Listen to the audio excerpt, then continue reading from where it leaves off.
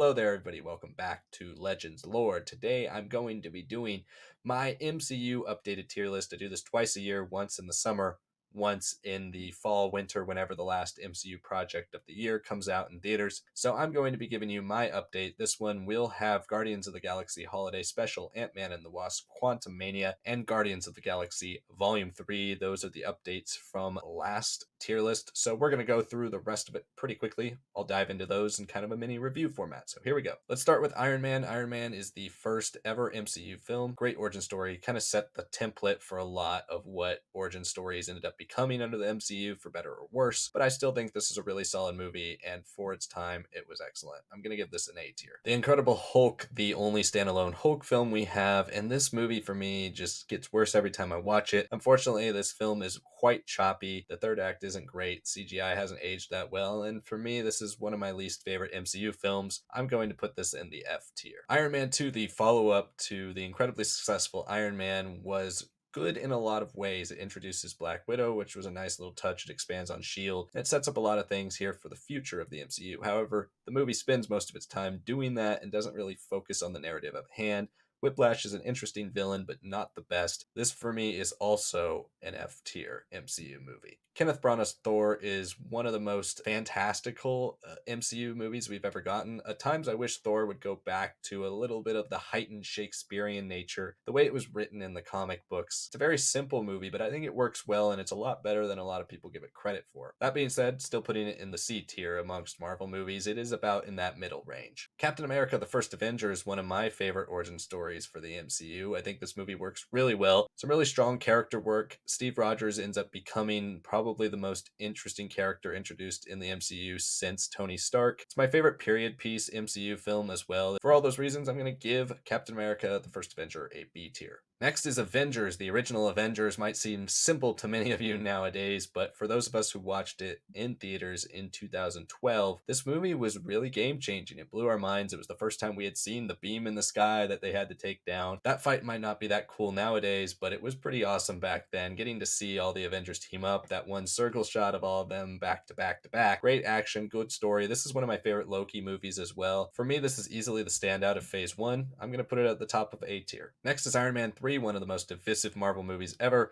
and it is pretty divisive for me. I did not enjoy the twist when it came out, and I still don't really enjoy the twist. I don't think Aldrich Killian is nearly developed enough villain to be pretty great to replace what was being built up with Ben Kingsley's Mandarin. For me, this movie just is a bit of a choppy mess. Humor works. There are some dark moments in the first and second act that I really like, but overall, a pretty incomplete package. I'm going to put Iron Man 3 in the D tier. Next is Thor: Dark World, often considered the worst MCU film. I disagree that it's the worst, but it's amongst the worst. It's a very simple movie. All of the MCU's cliches are at their worst here. This takes the material from the first Thor and doesn't really elevate it at all. It's a bland looking movie. It doesn't really have that much to it, and ultimately it caused them to reboot Thor completely. I think there are redeeming things in Thor: Dark World, but amongst the MCU movies, it's still in the bottom tier of MCU movies. I'm putting it in F. Next is Captain America: Winter Soldier. This is the first time the MCU really went for a specific genre in their films. This was a spy espionage thriller. I really enjoyed it. The Russo brothers' debut here is really fantastic. Very sure-handed direction. Really cool, interesting story. Elevates Captain America to amongst the best characters in the MCU at this point. Really like what they did with Black Widow as well. Sam Jackson's Nick Fury was great in here too. And Sebastian Stan is wonderful as the Winter Soldier, a really solid villain. Alexander Pierce by Robert Redford, also great villain. Putting it in the A tier right behind Avengers, in front of Iron Man. Guardians of the Galaxy, to me, is a movie that was extremely fresh when it came out. Similar to Avengers, if you watch it now, you might go, oh, that's the same style humor that's in all the MCU movies. That's because this movie works so well, and they kind of copied it for every MCU movie moving forward. But the group dynamic is perfect here, and it sets up so much of what we've done in not only Volume 2 and 3, but throughout the entire MCU's run. Ronan's a decent villain, but pretty serviceable. But it's the group dynamic. It's Star-Lord, Chris Pratt as Star-Lord. It's Gamora, Rocket, Drax, Groot. Those characters are established here so well by James Gunn. The style, the tone, the feel of this film is consistent throughout the entire trilogy. And I think now seeing Volume 3 and having seen how this trilogy concludes, how these characters kind of conclude, it makes me love Guardians of the Galaxy Volume 1 all the more. I'm putting it in the top of my A tier. Avengers: Age of Ultron came out in 2015 and was immediately considered a major step down. This movie went for darker, bigger, bolder, but ultimately it came off a bit messier. It has that middle chapter MCU problem that a lot of them have, where it sets up too many things without really ever focusing in on one particular thing. I do think Ultron's a great villain. Some of the action scenes are also really cool, and I do like that this movie does have stakes it's built off of in Civil War and then through Infinity War. However, it is a messy movie. I can't deny that, and for that reason, I've got to put it at the top of my seat. Ant-Man, the original Ant-Man, is a really fun heist movie that I really was surprised about back then. It's got a great cast. Michael Douglas as Hank Pym is wonderful. Paul Rudd as Scott Lang is also fantastic. I really enjoy what they did here. They set up a really strong group, but this movie it fits in that kind of generic origin story type Marvel movie. It doesn't do anything incredible, but it does have fun doing it, and I've always enjoyed watching this movie. I think it's better than a lot of people say it is nowadays. I'm going to put this in my B tier. For those of you who have watched my other tier lists, you know exactly where Captain America Civil War is going. It's going up in S. This is one of the best Marvel movies of all time. This movie balances the Avengers style formula perfectly while also diving deep on certain characters. It does a great job of focusing on Tony Stark and Steve Rogers while also balancing what their different lives were like, what makes them heroes, what makes them who they are, and dealing with the team dynamic better than probably any Avengers movie ever has. It has some of the best character work, some of the best action scenes, the airport scene, everybody talks about that. The introductions of Black Panther and Spider-Man are also really, really amazing. After that, we got Doctor Strange. Doctor Strange is another solid origin story. For me, there are problems in this movie, just like there are in Captain America First Avenger. There's some montage here that definitely skips over a lot of the training. I wanted to see a bit more of that. Although this movie does take a very different approach, especially with its third act, which I also really appreciated. Benedict Cumberbatch is excellent as Doctor Strange. I'm going to put this in B behind Captain America, but in front of Ant-Man.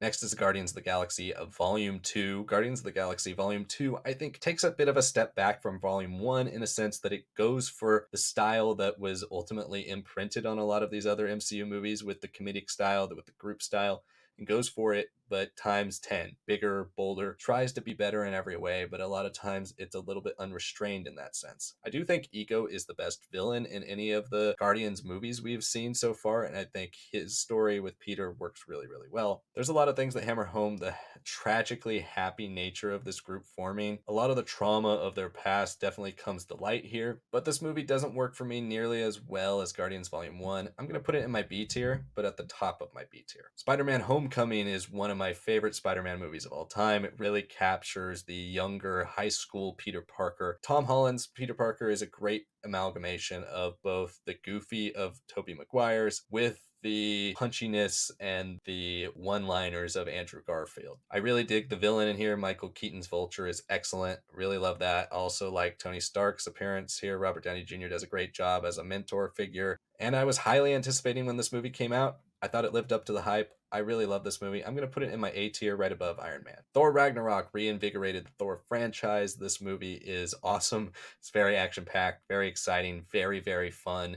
Takes a bit of the Guardians of the Galaxy vibe, plugs it in with Thor, injects it with the fantasy elements, and I think works really, really well. Hulk is awesome in this. Hela's awesome. Loki's awesome. I'm going to put this in A tier. At the bottom of my A tier, though, it's right behind Iron Man for me. Black Panther was one of the more unique origin stories we had gotten. It really embraces in the first act the science fiction behind Wakanda. All departments of filmmaking were on display here to create a science fiction world that feels so advanced, so futuristic, but yet feels like something that belongs and exists in our world. The story of T'Challa is wonderful. I really enjoyed it. It is a bit formulaic, like all the Marvel origin stories are. Its message didn't necessarily need a big bombastic action sequence. The CGI was not done. There are a lot of bad-looking sequences. But Killmonger is a great villain. All the characters introduced here are really, really solid. Wakanda is one of the best worlds created in the MCU. I'm putting it at the top of B. It does have plenty of flaws, but I think it is a really solid origin story, arguably one of the best origin stories in all of MCU. Next is Avengers Infinity War. Avengers Infinity War is an awesome movie. Thanos as the main character is an incredible villain. Some of the deaths still ring really true in the aftermath we're still seeing, like we're seeing in Guardians Volume 3. It's a movie that has so much impact on the MCU. Its action sequences are incredible. Its character work is fantastic. I love this movie. I'm putting this in S tier. It's behind Civil War for me. We follow up Infinity War with Ant-Man and the Wasp. Ant-Man and the Wasp was one of the most underwhelming movies I think I've watched in the MCU. Only goes for jokes, has a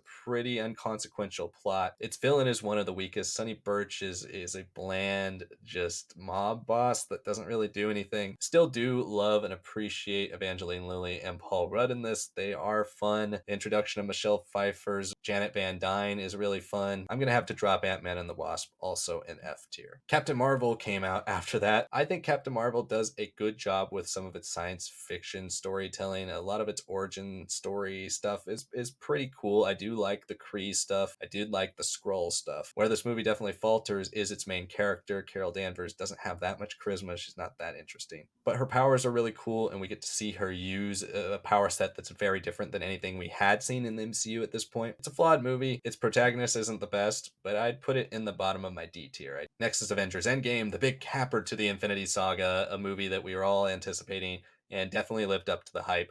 This was a fantastic movie. Gives me chills every time watching it. I don't need to go on and on about how great it is. I'm just going to drop it in S. I love it 3000. That's where the quote came from. And of course, this movie is phenomenal. And the perfect epilogue to Endgame was Spider-Man Far From Home. Far From Home is a really fun, action-packed movie across all of Europe, which was really cool to see Spider-Man going to all these places that weren't New York. Jake Gyllenhaal as Mysterio was excellent, although I've said it in all three of my MCU tier lists, or four MCU tier lists at this point.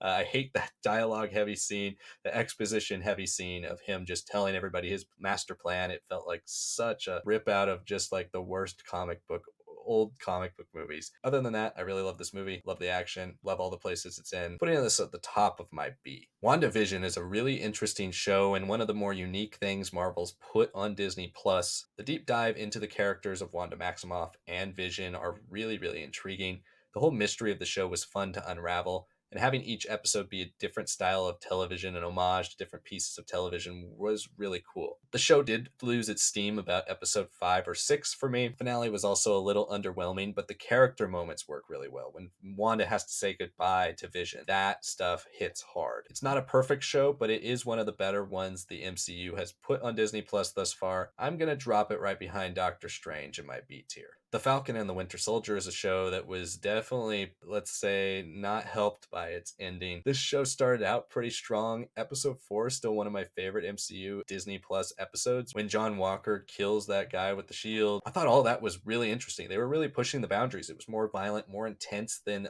most MCU stuff had been. Unfortunately, those last couple episodes just kind of skipped over everything. Things were resolved so fast. The finale was just no consequences really for Walker or for any of the other characters. The show just wrapped up like that, and it started the trend of these MCU shows not being long enough or not using their runtime properly. The way this ended was so unsatisfying. I've got to drop it in my D tier. I'm going to put it above Iron Man 3 though. Next is season 1 of Loki. Highly anticipating season 2, but Loki was such a huge surprise. Loki, a character that I didn't really care to see too much more of, jumped into a whole nother stratosphere. The introduction of Kang with the He Who Remains Kang was really interesting. The Timekeepers, the Time Variance Authority, all of that was such an interesting pocket of the MCU. Fun, old school sci-fi vibes. There were some missteps. The ending wasn't perfect. The last couple episodes had some pacing problems, but for the most part, this is the most complete MCU show. I really like Loki. I'm going to drop it at the bottom of my A tier. The first film we got back from the pandemic, Black Widow, was a extremely underwhelming, okay movie about Black Widow, spy thriller. It works in a lot of ways because it goes for the darkness, but we get to the end and you have the jokes cracking and the family dynamic is sweet and endearing, but Black Widow could have been this dark, horrific political thriller. And it started out kind of like that, and it never really built on that. And the fact that Scarlett Johansson's Black Widow is dead, not coming back, and this whole movie takes place after that, really just felt like a weird way to kickstart Phase 4. It's got some redeeming qualities, but it's not the best. I've got to put it in my D tier right above Captain Marvel. Shang-Chi and the Legend of the Ten Rings was one of the better origin stories we've gotten in Phase 4/5. A lot of that can be attributed to Tony Leung's Mandarin or Win Wu. What a fantastic MCU villain. One of the best I think we've ever gotten. Shang-Chi rises above the traditional MCU origin story because it embraces its differences, like Black Panther before it, like Guardians of the Galaxy. This movie really embraces the culture. It really dives into a unique identity, and I think it works really, really well. There are third act problems like every MCU origin story has. I'm going to put it in my B tier, right behind Guardians of the Galaxy Volume 2. What If Season 1 was a bit of a mixed bag. It had some really cool episodes, especially its last few. It really dived into the multiverse stuff, the stuff that makes What If really interesting. The first few, some of them were just copy and paste of movies we've seen, but with like one character changed. Some really went above and beyond. Like the Doctor Strange episode was really amazing. But overall, kind of a mixed bag. I'm going to put it in C, right behind Avengers Age of Ultron. Next is Eternals, a lot of people's least favorite MCU film, but if you've watched my other tier lists, you know I actually really like this movie. It's the best Justice League movie we've ever gotten. It embraces its gods and the burden of godhood. I think this is a really cool movie, a movie that has a really interesting ensemble, very somber look at the MCU, but one that I really enjoyed. I hope we get to see more of the Eternals one day because I really like them. I think this is one of the better movies that Phase 4 had. I'm going to actually put it at the top of my B tier. Hawkeye was one of the most underwhelming MCU shows we've ever gotten. I always forget this one came out when I come to do these tier lists. It just kind of exists. It was a fun little Christmas show. It was fun to watch every week. Haley Steinfeld is great as Kate Bishop. Gotta drop it in D tier. I'll put it right above Black Widow. Spider-Man No Way Home was the finale of the Spider-Man trilogy, and I thought this movie was fantastic. Seeing all those villains back, the embrace of Spider-Man history, a love letter to all of us who have been following it since the early 2000s. Doctor Strange was excellent. Obviously, Tom Holland, Tobey Maguire, Andrew Garfield, all great stuff. Willem Dafoe absolutely nails it. His performance as Green Goblin, again, is iconic, but here he's even better. He's so good as Green Goblin. Alfred Molina, wonderful as Doc Ock. This was such a massive movie. It could have been a huge flop. It could have really disappointed, but it was so good. I loved this movie. I'm going to put it in my S tier. Moon Knight was one of the best Marvel shows until the last episode. It really does a good job of telling its narrative, giving you a really interesting, unique side of the MCU. Ultimately kind of falls flat on its face with the rushed finale episode that we keep getting. That first 5 episodes were really great. I really dug Moon Knight. I'm going to put it right behind Guardians of the Galaxy Volume 2 in my B tier. Doctor Strange in the Multiverse of Madness is a movie I've gone back and forth on over the last year. When I first saw it, I really dug the embrace of horror. Sam Raimi really brings a lot of creepy visuals and violent, gory moments. Jumping through the multiverse was fun, but not quite as bonkers as I wanted it to be. I wanted to see a lot more stuff, do a lot more stuff, but this movie had flaws. The story was a little weak and a little off in moments. It wasn't the best written, and the effects could have been better in other moments. I'm going to put it where I put it last time. I'm going to put it right above WandaVision, right behind Doctor Strange. Ms. Marvel was a fun little MCU show that came out last summer. Kamala Khan is a really fun, great character that I'm glad they introduced. I enjoyed her. I enjoyed her family dynamic, and I enjoyed when it really embraced the present day part of the show. My biggest problem with the storytelling was the times when we would jump back in time. I found that stuff a lot less compelling. It took me out of the narrative a bit. Also, the CGI here was really bad. The worst of any of the MCU shows. There were moments when she's training that I'm like, this looks like it's from Spider-Man 2002. I'm going to put this in C tier, right in front of What If. Thor Love and Thunder was one of the most disappointing MCU movies I've seen in a long time. I'm a huge fan of Taika Waititi. I've seen every single one of his movies, and I thought Thor Love and Thunder with Gore the God Butcher, Christian Bale as Gore the God Butcher, had a chance to be absolutely incredible. It felt like it was an improv show. It just, the way it was hacked up in the edit, the way it just didn't flow together. The narrative wasn't as impactful as it should have been. A waste of a great villain. I think it might be better than F tier, but just with how disappointed I am every time I watch this, I've got to put it in F tier. I'm sorry, Thor Love and Thunder, it just didn't work for me. I Am Groot is one of the harder ones to rate on here because it's a collection of short films, really fun short films. They don't add anything to the MCU lore or anything, but I enjoyed watching them. I think at best we can give this a C. She-Hulk is the latest MCU MCU show we've gotten, and it went for a legal drama slash courtroom comedy. And I felt like it didn't work. It wasn't that funny. I didn't find it that intriguing. The Daredevil Matt Murdock stuff really almost saved the show. The last episode, the fourth wall break, I go back and forth on it whether I like it or not. It is entertaining. It's a cool little twist, but it does kind of negate everything we watched the show for. Like the only through line narrative is just erased. And if she can do it at the end of season one, do we have to care about anything that happens in season two because she could just erase it at the end? But to me, this is easily the worst MCU show. I would put She-Hulk right at the top of my F. Werewolf by Night, thought was a massive, massive surprise. Came out in October, right in the midst of horror season, right when I'm doing my horror binges for the year. And I loved this. I thought Michael Giacchino did a wonderful job directing this, giving it a 30s, 40s, old school horror aesthetic, universal monster movie aesthetic. The gore in this was up to the level of those movies. Man Thing was also really fun addition. But overall, this ignited a look at the horror side of the MCU that hopefully we'll eventually get with Blade. Loved it. If you haven't seen it, make sure you check it out. I still think it's pretty underseen, underrated part of the MCU. I'm going to put it in B right behind Guardians of the Galaxy Volume 2. Black Panther Wakanda Forever is the rare MCU film that doesn't want to have any jokes, that wants to embrace the somber story that it's trying to tell, that wants to honor the person that is at the heart of the story. The idea of a symbol of power, of a symbol for people, of a symbol for good and for justice and for fairness. This is a movie that's okay being sad, it's okay being gloomy,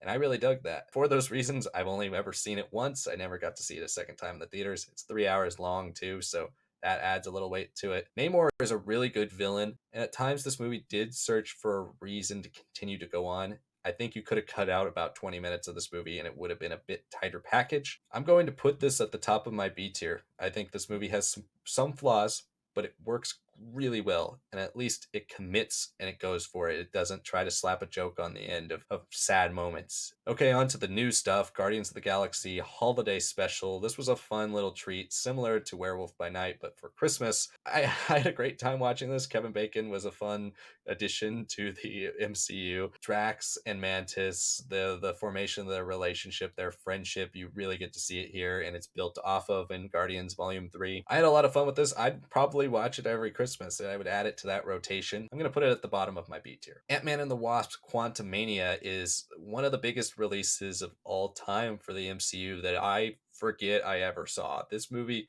not only is just unbearably bland, but it's so forgettable. And I was so disappointed because Ant-Man and the Wasp was also incredibly forgettable. And I was like, finally, they're giving Kang to Ant-Man. Like, Ant-Man is getting some significant story. Bill Murray was kind of wasted in this movie too. Kang's first appearance was definitely wasted. The movie just didn't look good either. Just nothing really about this work. I mean, Paul Rudd is fantastic. Evangeline Lilly is fantastic. And Paul Rudd has some great moments, some really funny moments. The biggest thing of all, like I said at the beginning, I forget I saw this movie this year, and it only came out 3 months ago. It doesn't do anything offensive to me, really. It's not a bad movie, but it's just so underwhelming. I've got to drop it an F tier, unfortunately. I feel bad, but Quantumania it didn't work. But we go from that to the newest film on the list, the one you guys are probably watching this update for, Guardians of the Galaxy Volume 3.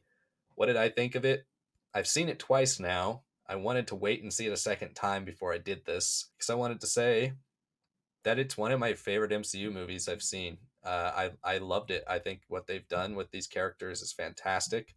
I'm going to drop it in my S tier. Guardians of the Galaxy 3 shows a huge maturity, not with just its characters, but with its filmmaker, its writing. This is a movie that's following up one that tried to go really big and really bombastic and more jokes, more action. This movie doesn't do that. There are plenty of action scenes, there are plenty of jokes, but this movie hones in on its characters and really makes it the bittersweet ending we get for all of them that much more impactful. For me, I loved every Guardian in this movie. And by the time it ended, I thought all of them had a perfect ending. This is also a movie that's not forced. There are not things that happen in this that you go, that was quick, or, oh, I don't know if that works in this context. But you get to see the impact we're still feeling from Endgame and Infinity War on the Guardians for the first time. And it really, really weighs heavy on the viewer as much as it does on them. Having Vin Diesel in this movie, you want to say this is all about family, but I mean, it really is. It works so well. I loved Guardians Volume 3. I've seen it twice. I'd see it a third time. I think this is arguably the best film that the MCU has done in Phase 4 or 5.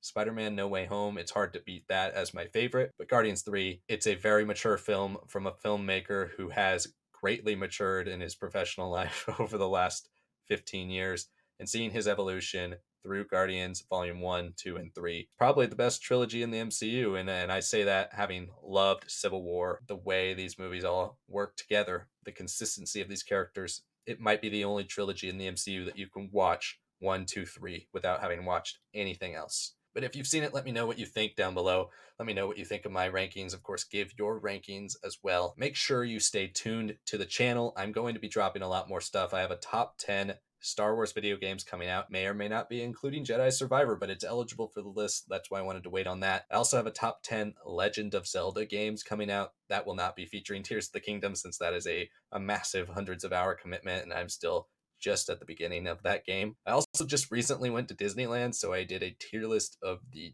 Disneyland rides and Disney California Adventure ride. I love Disney parks, so if you are interested in Disney park stuff on this channel, I'd like to do more of that. Lots of fun stuff coming out. Make sure you stay tuned to the channel for all of that. And if you haven't checked out Star Wars Lads, that is the Star Wars channel I am on every single week, talking Star Wars, playing Jedi Survivor. We have a bracket running right now for your favorite Star Wars characters. You can vote in those polls. Thank you so much for watching. I'll see y'all next time.